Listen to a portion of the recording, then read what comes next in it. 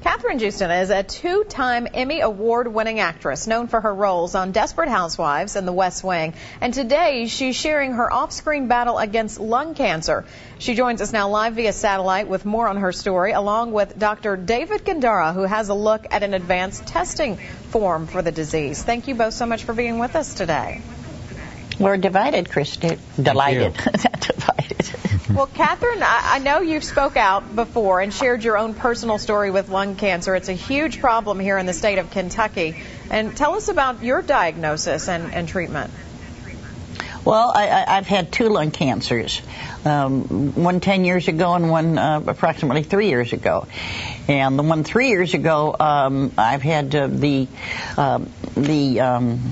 tumor molecularly tested and discovered that there is a clinical trial that I am on to treat that particular kind of mutation, and that's what we're all about is trying to get both the medical community and the public at large to realize that there is treatment for various kinds of lung cancers, and there's more than one, and they should go to lungcancerprofiles.com and take a look at all the information there. But David can explain about the different kinds. Yes, Dr. Sure, Gandara, David. tell us a little more about this testing and what makes it different.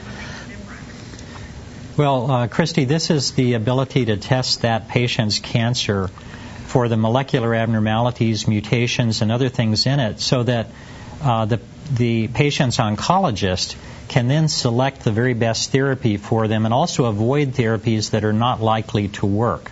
So I explain this to my patients. It's like a fingerprint. This is a molecular fingerprint of that patient's cancer, which makes it different from almost every other patient.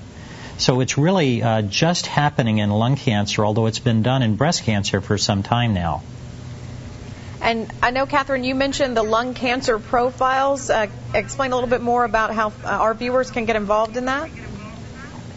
Well, Lung Cancer Profiles is a movement to educate the public and the medical community as to the kinds of things that are available for them now in the way of testing their tumors, and also connecting them to many of the major non-governmental advocacy groups to give them more information about lung cancer and to bring the whole thing out of the dark ages and start talking about lung cancer the same way we talk about breast cancer or colon cancer, and stop making it a secret that has to be whispered and should be shunned.